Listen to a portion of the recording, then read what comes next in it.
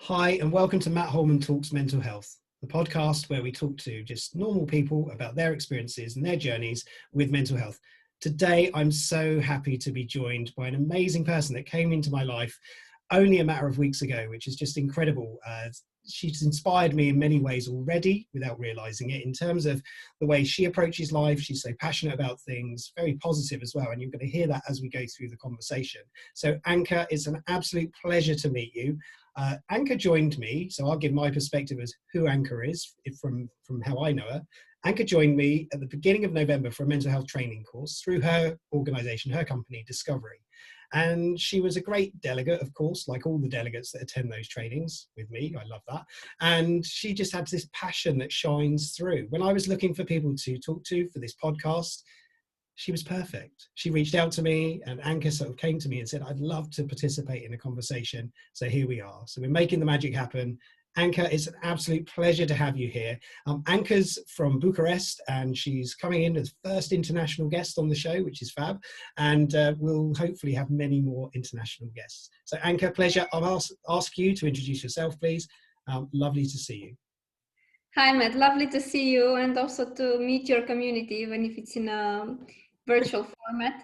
And thank you for accepting. I've offered, because I do this a lot of times. I just go when I feel there's a space. I say, do you mind if I join? Is there a space? Is there something that I can bring to the conversation? Or, I'm happy to have this. And already I feel we're friends for a lot of time. I mean, we've met for a few weeks.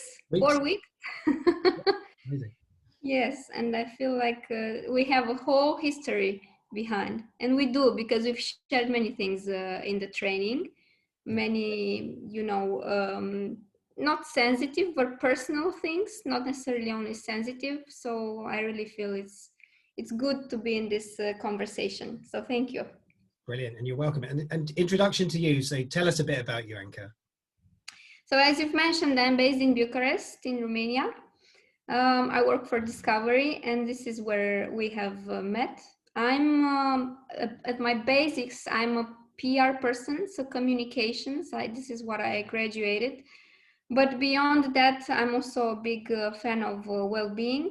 I'm also teaching yoga, and I did a certification, 800-hour certification in yoga therapy at the Yoga Therapy Institute in Amsterdam, which is the only one recognized in Europe.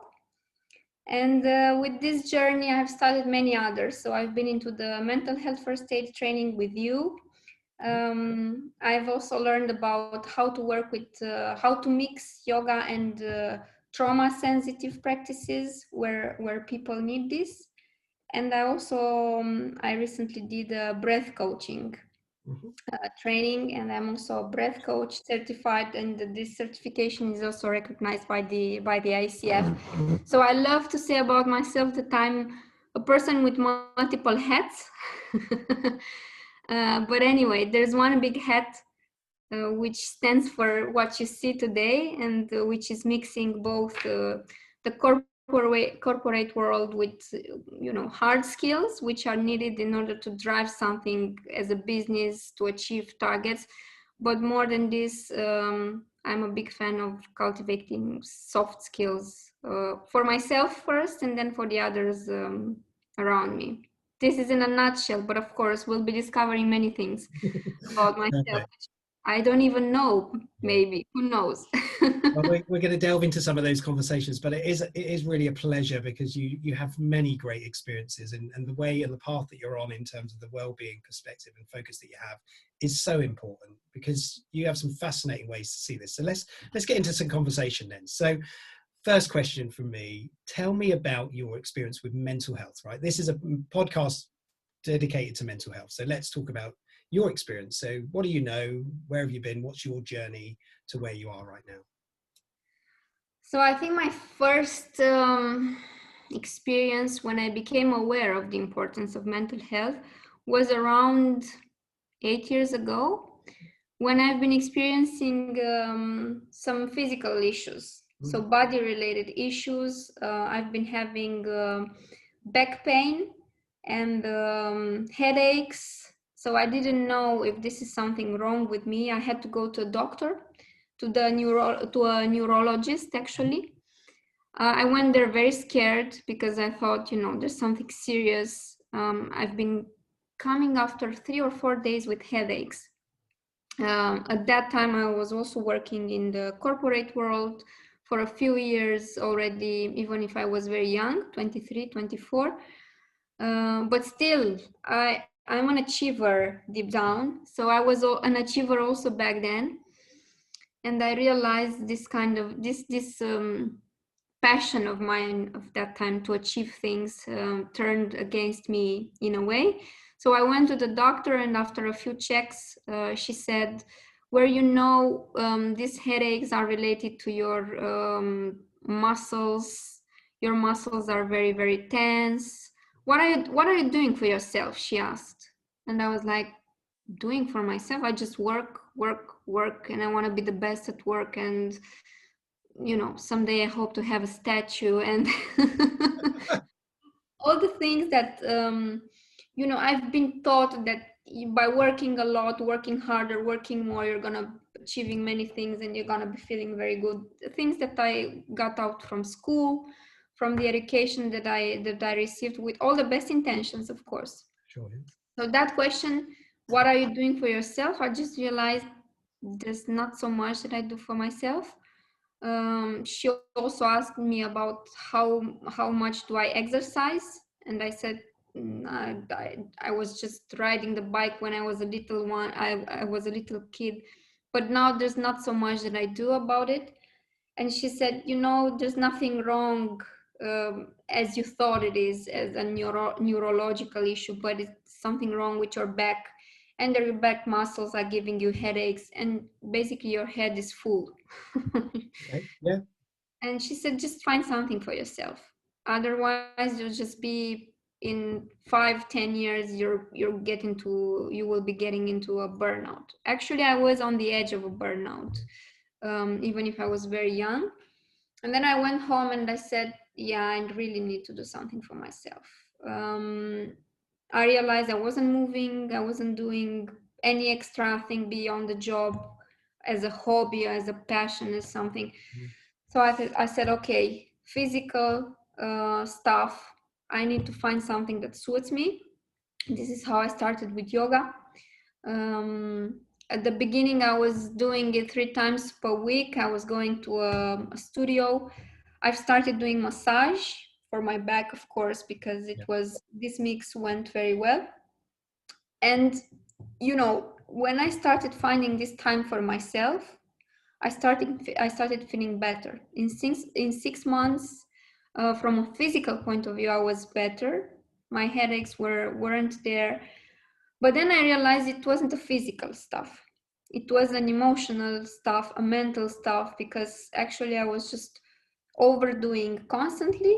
And I was, as I was saying, about to get into a burnout. So I've started with yoga, with massage, with physical stuff, but then I realized it's about the time that I have with myself, and allowing myself to have time for something which is self-care related.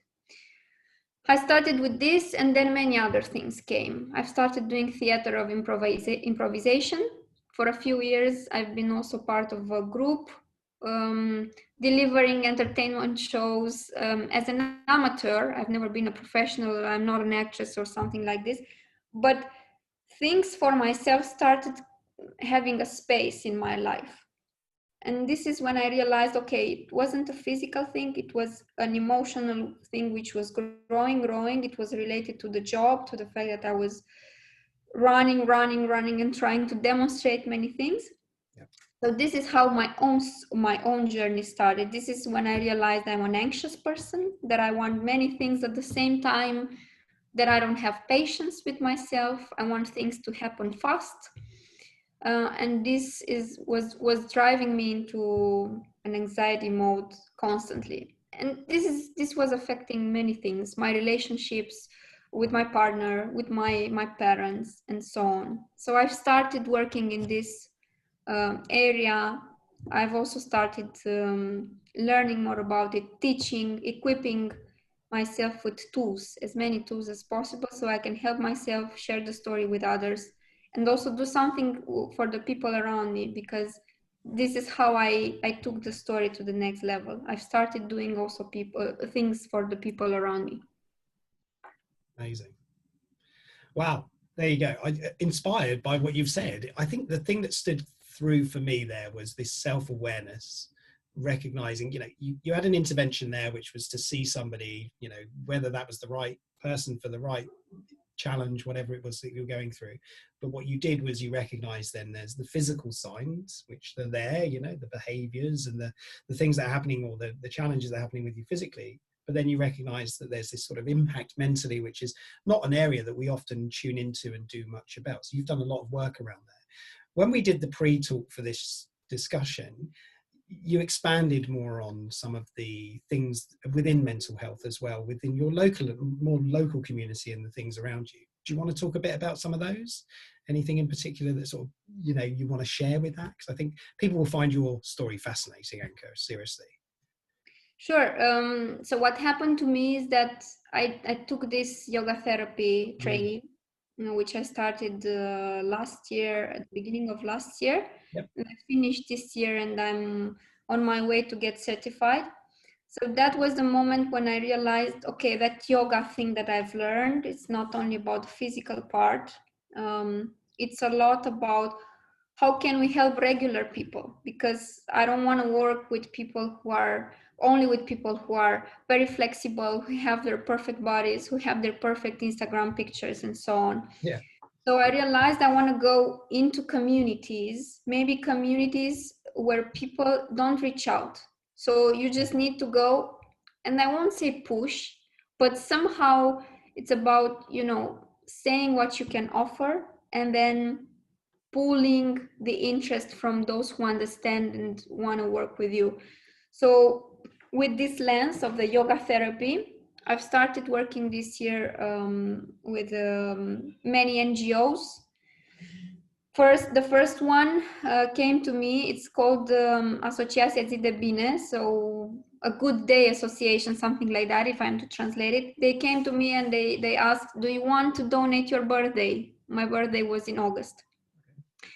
Because it's a practice here. Instead of receiving gifts, people donate for your birthday, and then you give the funds. And I said, what if instead of asking people to donate just because they like me or they know me, I do something for the community, and I hold a workshop on breathing, and people can donate based on what they hear, if they find it useful, and so on. So this is how I started. I started, offering my skills, basically, donating my skills. So this is how I started raising funds for a project that they were doing back then in September. They were trying to build a school. So I've contributed with this workshop and with the donations from people. And then I realized, okay, this is just a trigger for me. I can do more. So I started looking into communities and NGOs in the non-profit sector. I've started working with Special Olympics here in Romania. Wow. So they are an NGO working a lot with people who have intellectual disabilities and trying to serve them and to integrate them as a workforce, as finding educational resources and so on for them. So I reached out also to them, and I've told them, this is my background. I'm also a fan of yoga therapy. I want to bring it to communities. Would this be useful? And they said, actually, this is part of the Special Olympics International movement. So you just came right on time. We can do this. What do you want to offer? So now what I'm doing with them is just half an hour every week for the community. Okay. I'm doing very basic yoga, focused on breathing a lot and very smooth movements, which are adapted to the persons that I work with. I also contribute to their blog with resources, and to their Facebook page with videos and explaining the basics of yoga, and not yoga but just well-being. So I'm working with them now as a volunteer, And I also have under development a project with another NGO. It's not yet concluded, so I won't mention the name of the NGO, but we have it in the pipeline. It's an NGO that works with women who are coming out of breast cancer treatment or preparing for treatment. And of course, there's a lot of support needed there beyond the treatment. It's about, the quality of their lives. How do they prepare? How do they feel? And not only for them, but also for those who are supporting them. So I have this in the pipeline. I hope it's going to be soon concluded, because it's needed, especially in this time when people need communities of support. And basically that's what I'm trying to build. Not only we're breathing together, we're moving, we're stretching, whatever we do, but then it's about sharing. And I've learned a lot about this in my school, working with very, very specific things like, recovering from cancer, recovering from trauma, things that are very niche. So I'm looking into covering this niche and to work with as many people as possible. Wow. Incredible. Your energy towards supporting and encouraging change for others is so important in all of this, and it's just to be applauded. What you're who you're working with, the organizations you're working with. Of course, there are many amazing organizations out there. You've said something critical in all of this, which is community. It's really interesting because we're obviously different countries, right? We're in different countries right now doing this recording, which I think is one of the beautiful things of technology now. So we have this opportunity to reach in, to talk to each other, hundreds, thousands of miles apart. Now, community is such an important part, and here in the UK, we've seen a lot of that happening. In Bucharest, I'd love to know more about how that's seen by yourself and other locals. So give us an insight into your world where community matters. Can I ask you that? Sort of give more thoughts around those? Sure. I'll give you an example just to land the plane. Fabulous. For example, what I've started doing since the pandemics. So when the pandemic started, the first thing was, okay, how am I going to continue with what I was offering to the community in a studio? So I was meeting people there, and then I said, no, I cannot do this virtually. Why? It's not going to be the same, and so on. Many things, many saboteurs, let's call them. Yeah. But then I realized, okay, the skills that I have and the fact that I can connect with people can be helpful no matter the environment. So maybe I just need to be creative about it also in the virtual space. Yeah. And I said, okay, I'll give it a try. So what I started to do is, at the beginning, I was delivering 5 classes per week online. And this is how I've managed to build a community of people, 10, 15 people, 20 sometimes. And something really beautiful happened there, because on one hand, there were the people who knew me and they said, okay, I will join because I still want to be in contact. But then those people started to bring in their families.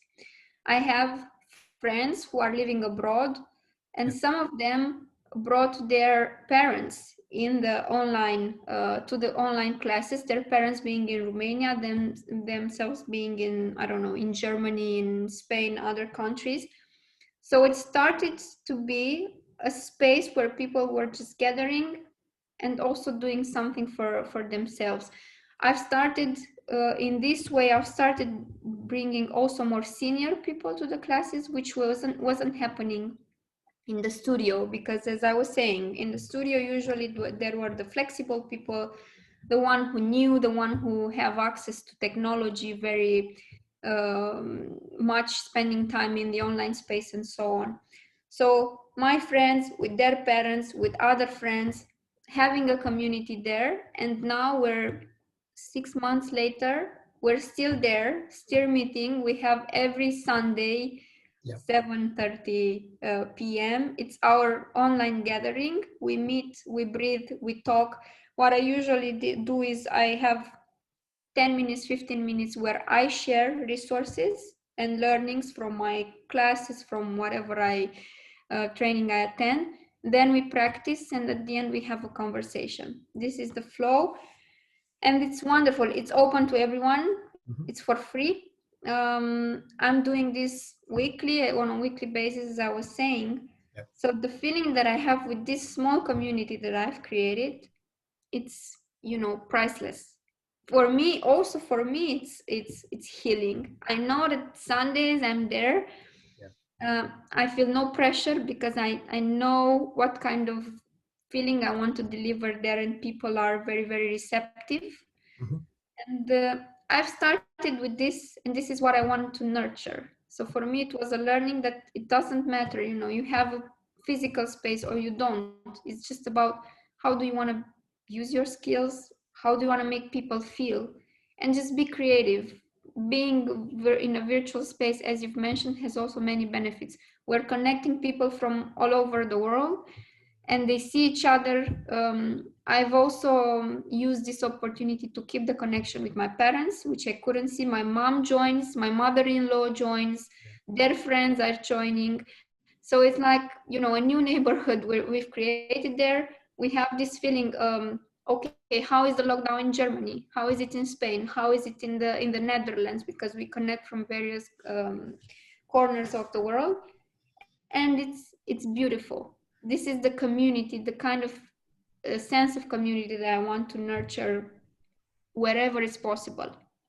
Amazing, yeah, and long may it continue in that way as well. I think there's a new community spirit that's being born out of this crisis for many, and recognizing there's a lot of people that are struggling, but there are many communities out there that people can connect to themselves, and just encouraging that thought to say, don't feel that you're on your own. I know lots of people do feel that way, which is a sad reality of sort of society today, with the big challenges around isolation, loneliness, and those elements. But when you offer out free community, we want people to join. We genuinely do. And you remind me of the conversation I had last week with another friend around running clubs and communities.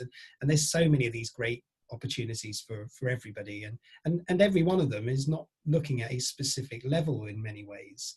You can be a beginner or you can be a professional, but you can join in. And I think that's one thing that I'm really focused on, from my perspective, in terms of community isn't about your ability to be the best. It's just about your participation to be part of a group, right?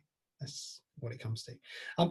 So here's a question for you, Anca. It's one that's playing in my mind. We met each other just 4 weeks ago, and I want to know what's happened in the last 4 weeks, how you've seen things, how things might have changed for you or your perspectives. Because obviously as a instructor of mental health, I like to think that I've done something that's helped, right? That's the minimum I would love to see, is something's helped. So talk to me, what's been going on the last 4 weeks for you? You did something that helped.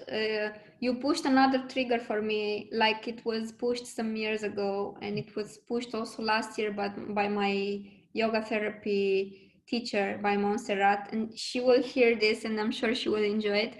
Brilliant. So just in the same way you pushed the trigger, because when we did the mental health first aid training, one of the key things, okay, before learning all the tools and everything you delivered, you've flagged something which is essential: our own mental health, our own well-being, because that saying, which you can't pour from an empty glass, it's true. Or you can't help with your stress container full, if we are to speak in the in the The terms that. language of the course. Yeah, I love it. You've remembered it, and that's the most important thing.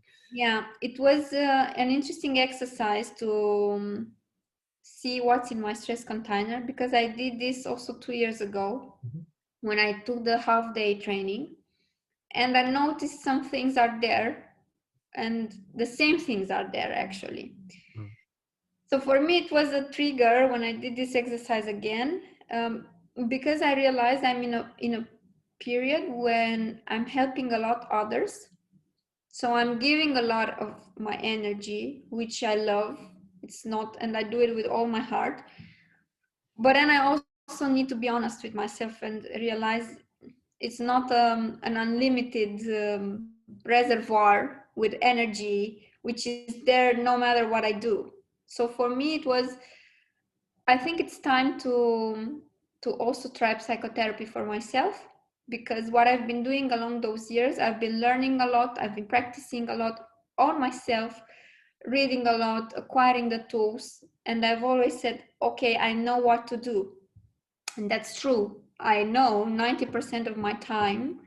I know how to handle things. I have many people around me who are helping, many friends who are psychotherapists, and I can, anytime talk to them and ask for their advice.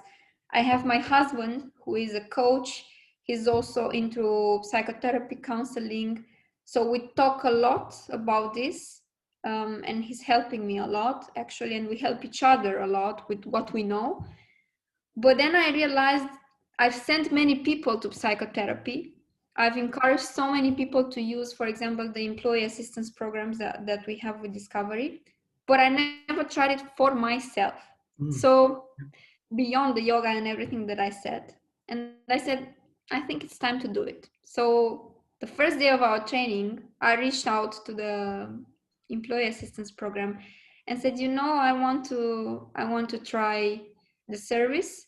I'm also preparing myself for a new phase in my life, so preparing to become a mother. I know that there are many things associated with this, both good things but also challenging things. So I said, I want to prepare myself for this new phase. I want to have my container as empty as possible. So I went into this. I've scheduled the sessions. I've met a beautiful person who is now my psychotherapist, and she will also be happy to see this. So this is the thing that I did. And another thing that I did, I shared this with a colleague of mine, and I told her, I decided to do this. I've been encouraging so many people along the years to use the program. I've been using it for my family members because we also have this benefit, and it works so well. But I said, I think it's time to do it also for myself. And she was also going through um, quite a stressful period. And she said, you know what? I'm doing the same. I'm just sending people there, but I haven't tried it. So I will try it. So we started, both of us, at the same time with a different psychotherapist. And she's like, I don't know why I didn't try this earlier. And I said, I don't know why, also for myself, but it's never too late. So this is something that I did, that I wanted to try. I feel it's complementing very well everything that I know, but also trying it for myself. It's a different kind of experience, and I love it. And thank you for that, because you've been that trigger who pushed me, and I also inspired someone else to do this. And who knows how many people are benefiting out of this. Well, we want that domino effect of one person talks to one person to one, and so on. And I think that's great. You've identified an opportunity to be proactive, which is one thing that, as a mental health instructor, we're trying to encourage people to be more proactive in the conversations or in actions. The challenge we've got with an employee assistance program often, and you'll recognize that, and you've said it with your colleague, is we only access them when we're struggling, when we're really in a bad place and we think there's nothing we can do and we need that extra help. But actually, what you can do is use them to help you support through the processes to prepare for things. And you mentioned about motherhood coming, and I wish you all the very best for that next year, for you and your husband and your family. Your small family is going to be growing from 2 to 3, right? So it's amazing, but being prepared for that is really useful too, because it is going to have a lot of stress and strains and changes and all those things you're going to have to go through. So it's fascinating. We're running out of time, and I hate this because I say this on every one. I just want to carry on talking to you, but we have to put a limit, I guess, because there's only 30 minutes for walking the dog for a lot of people, or whatever they're doing to listen to this. And I really hope that some people do pick this up. And to your point, when you built that community, you were interested in helping support a person, then hopefully another person, and so on. And who knows how many people are going to listen to this. I hope it's going to be a few people. I'm sure there will be. You've already name dropped a couple of your special friends. Please do. So I'm going to close from my side, and I'm going to ask you to say the final words, because that's what I'd love to hear. But it is, from my perspective, been an absolute pleasure talking to you, Anca. It's been a 4-week journey of all those things that you've been through. I've been through a ton of things as well. The Groundhog Day of COVID, of course, is around us constantly, but this is wonderful. I really value these conversations, listening to you talk about your experiences. You've got a phenomenal sense of mental health, and I think that's something that you just need to keep harnessing. But thank you so much from me. I'm going to let you say the final words and yeah, close out on this next podcast, this next one. So thanks a lot. I really don't know how time flew. It looked like 3 seconds, not 30 minutes. My final thought would be, for everyone who's hearing and who will share what we have recorded here, it's don't wait for your stress container to be full. I mean, we need to be proactive about mental health just the way we want to be for any other physical health issue that we have. And the fact that we cannot, touch the mental health issue, it doesn't mean it's not there. It's deeper.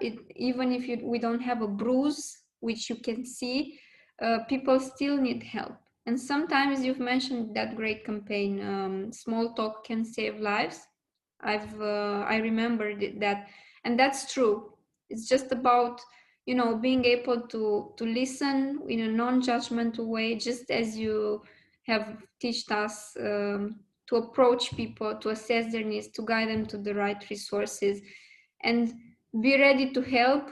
Also, be ready to offer your help, and for those who need help, be ready to